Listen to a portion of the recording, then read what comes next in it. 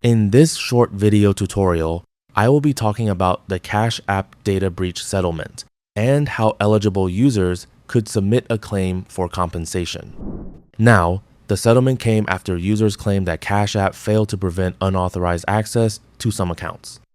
Some users reported unauthorized transactions, account access, and other security-related issues.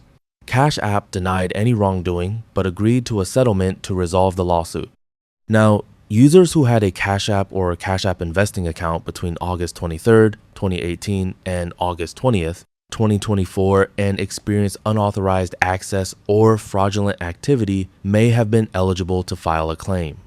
Now, depending on the situation, eligible users could receive compensation for certain out-of-pocket losses.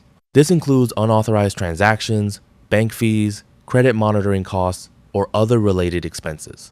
To submit a claim, users needed to first confirm their eligibility and gather any documents that supported their losses. This could include proof of unauthorized activity, financial expenses, or identity protection costs.